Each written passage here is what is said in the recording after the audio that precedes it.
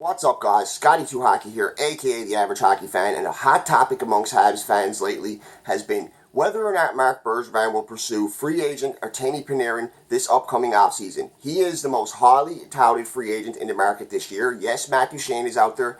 Yes, Jake Gardiner is out there. But as far as the biggest name available, the best elite player available, it is Artemi Panarin. Now, this would not be a bad move for the Habs if it was a short-term deal, but this guy is most likely going to want long-term money. He's pretty much made it clear since the trade deadline that he does not want to stay in Columbus. Columbus was supposedly shopping him at one point, but they decided to keep him to go on a playoff run, and so far, so good for Columbus. They obviously took out Tampa, who was the best team in ages to be taken out in the first round, so it's worked out for them. And whether or not Columbus goes on a good run and that affects this guy, makes him want to stay there or not, I'm not sure, but as everything indicates, he's going to be leaving Columbus at the end of the year. And a lot of people want Montreal to pursue him. But there are reasons I think he would not come to Montreal, and there are reasons I think we should not sign him. If it's a long-term contract, big money, we have expiring ELCs like Suzuki and Paling and Kane previewed on the road that we are going to have to re-sign. And all these guys, if they turn out to be half as good as they're supposed to be, it's going to be a lot of money going towards those ELCs when they all come to a close and you need to sign extensions or new contracts. So as far as Artemi Panarin, I wrote down, this is something a lot of Habs fans apparently don't know. In 2014, Panarin was pursued by Montreal as his KHL season came to an end. His agent and camp received an offer from Montreal, but the player decided to take less money to play in Chicago, and it was a big contract, $6 million, so I can only imagine what Montreal offered him.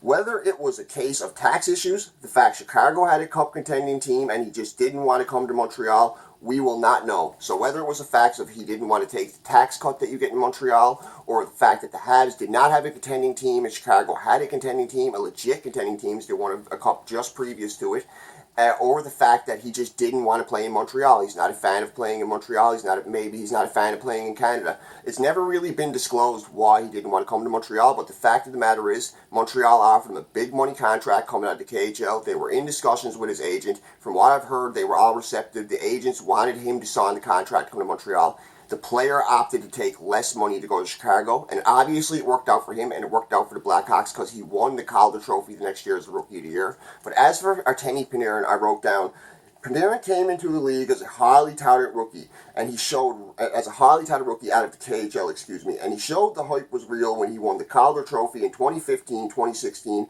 as the league's top rookie. He was eligible in the 2010 draft, but shockingly was not selected, so he went to the KHL. Since then, he has done nothing but improve to the point that he is now an elite NHL top six forward. Panarin is a dynamic, offensive-minded left wing. He has good speed, excellent passing ability, an accurate wrist shot, good hands in tight situations, and he's also solid defensively. On both teams he's played for, he's been their top-line left wing, playing with the team's best players, and only playing on the best power play unit. He instantly bolsters any team or any roster he goes on. His position is left wing. He shoots right. He's 5'11". He's 170 pounds. His cap hit is currently $6 million, but obviously he's going to get a giant raise this offseason. He was born in Russia, and he has some amazing stats. He's only been in the league 4 years, but in 2015-2016 for the Chicago Blackhawks the year, he won the Calder Trophy as the Rookie of the Year. In 80 games played, he had 30 goals as a rookie, 47 assists, 77 points, plus 8 power play goals, 16 power play assists, 24 power play points, and 7 game-winning goals. If those aren't elite rookie totals, I don't know what are, and definitely worth $6 million. In 2016-2017, Chicago Blackhawks, in 82 games played, he had 31 goals, 43 assists, 74 points, plus 18, 9 power play goals, 8 power play assists, 17 power play points, 5 game-winning goals, and he didn't fall victim to the sophomore jinx. And then he got traded to Columbus. I believe it was for Brandon Saad and somebody else. Panarin and somebody else went out for Brandon Saad and another player. I can't remember right off the top of my head, but it was a trade like that. In 2017-2018 for the Columbus Blue Jackets, in 81 games played, he had 27 goals, 55 assists, 82 points. He was a plus 23. He had 7 power play goals, 14 power play assists, 21 power play points, and 5 game-winning goals. Career highs in plus-minus points, so he had some pretty good numbers there. And in 2018-2019 for Columbus, this year, in 79 games played, he has 28 goals, 59 assists, 87 points, plus 14, 6 power play goals, 12 power play assists, 18 power play points, and 8 game-winning goals. So the most game-winning goals he's ever had, and once again topped his point total. So this guy is an elite top-line left wing. I'm not even going to say top 6. He's on the top line on any team he's on, unless it's the very best of the best, the top 2 or 3 in the world left wings.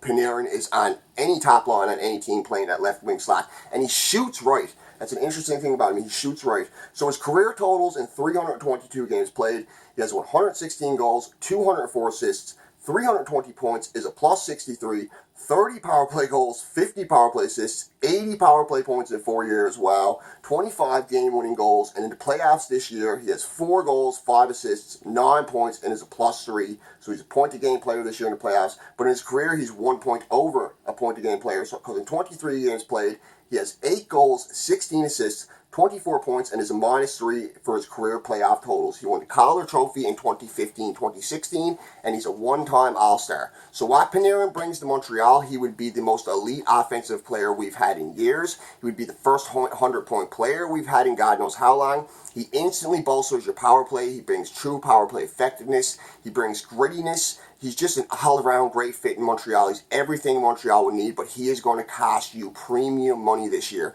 I see Panarin getting a John Tavares type contract. Panarin is not far off John Tavares. They're both very good players. Obviously, Tavares has a better goal-scoring upside, but as far as point totals, what you can do for a team, Tavares does bring a little bit more. He's a bit better defensively and stuff, but I still see Panarin getting just as much as what John Tavares got from the Leafs. The cap is going up $3 million this year, so I see Panarin getting at least 10 to 11 mil per on a 7-year deal. He might even take the 5-year deal. Who knows? But that's what you'd have to pay for him. So as for the Habs, maybe a 5-year deal I'd be cool with, but in 3 or 4 years, their entry-level contracts like Kotkaniemi, Ron Paling, Nick Suzuki, Caden Primo are going to be up. All these players should be really good by then. I'm not sure if they'll be elite like Panarin by any means, but they should be very good players that are going to be looking for raises. I'm talking $4 or $5 million each player, maybe even more if they turn out to be as good as they're projected to be. And how are you going to afford that when you have Carey Price wrapped up long term on $10.5 million? You have Shea Weber wrapped up long term on about $7 million, and then you have an $11 million Artemi Panarin contract if it's long term. So it really wouldn't work long term for Montreal. On a 5-year deal, it possibly could. You may had to lose a few players over it. And if Artemi Panarin did come in, a certain contract or two would get shipped out. I could see them trying to move Andrew Shaw to clear cap space, possibly trading Jonathan Drouin to clear cap space. Who knows? They would have to do something. They would have to trade a player for good picks and prospects, lower contracts so you could clear cap space.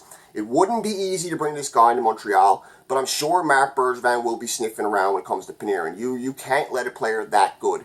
You can't not take a chance on a player that good if he fits so many needs on your team. But as far as him coming to Montreal, I don't know what the chances are. Personally, I don't honestly think he will come to Montreal. If I was giving it chances, I'd say maybe 20% if they threw a boatload of money at him. But because of the tax issues, because of before he didn't want to come to Montreal, because of the fact there's going to be so many other teams pursuing him that need him just as bad as the Habs do and have just as much cap space, the odds are he probably may not end up in Montreal. But he would be a great fit. So anyways, guys, let me know what you think. Don't forget to like, hit that subscribe button, ring the bell for my upcoming videos, and feel free to leave a comment. I know a lot of Habs fans think it's absolutely ridiculous even to suggest that Montreal should go after Artemi Panarin, and other Habs fans are on the fence, and then there's other Habs fans that are absolutely dead set on it. I've literally seen so many posts on Twitter and Facebook of Habs fans saying, please go after Panarin this summer. Marc Bergevin has to go after Panarin. The fact is he does not have to go after him, but if he did get him on a big money short-term deal, I would not be sad about it by no means. 3 years, 11 mil,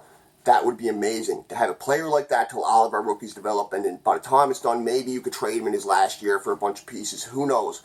But you'd have to pay top dollar to get him. He's going to come at a premium. He's the number one unrestricted free agent on the market.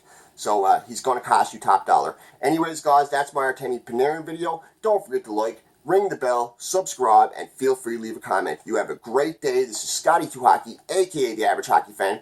Over and out, folks.